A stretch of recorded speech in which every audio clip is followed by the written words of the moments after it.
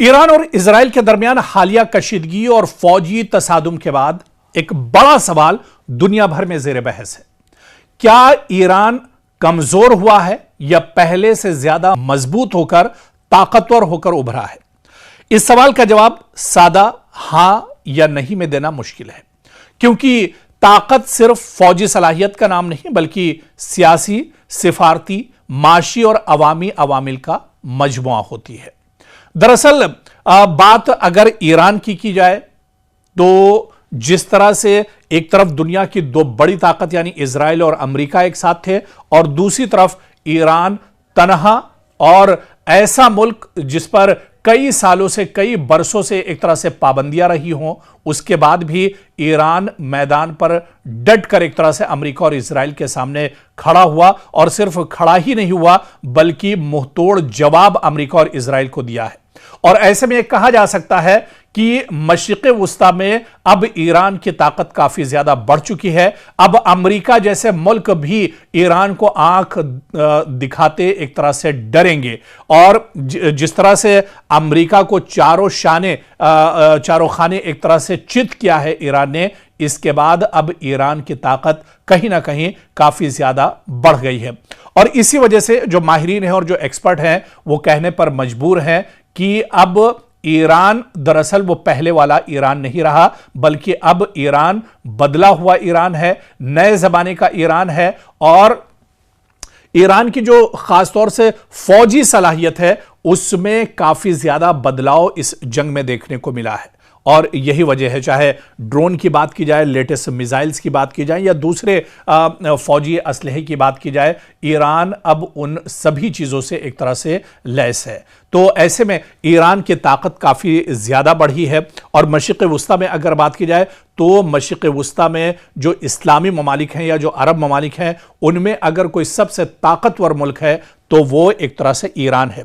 दरअसल ईरान का मजबूत होना, ईरान का ताकतवर होना, ये इजराइल के लिए सबसे बड़ा झटका है, बेंयामिन नेतन्याहू के लिए सबसे बड़ा झटका है। और यही चीज दरअसल इजराइल को खटकती थी, यही चीज इजराइल को दरअसल परेशान करती थी कि ईरान को किस तरह से तोड़ा जाए, ईरान को किस तरह से खत्म किया जाए। क्योंकि मशरिक़ वुस्ता में अगर ग्रेटर इजराइल का जो ख्वाब इजराइल का है, अगर उसे शर्मिंदा ताबीर करना है तो उसके लिए सबसे पहले मशरिक़ वुस्ता में ईरान को एक तरह से खत्म करना होगा।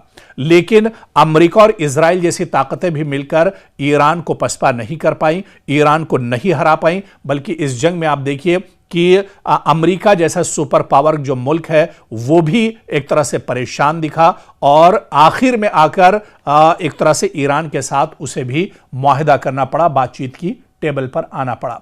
आपको याद होगा कि जब पहली बार ईरान पर हमला हुआ था, अमेरिका और इजराइल ने मुश्तरका तौर पर यह हमला किया था और उस पहले हमले में ही ईरान के supreme leader Ayatollah Ali Khamenei शहीद हो गए थे।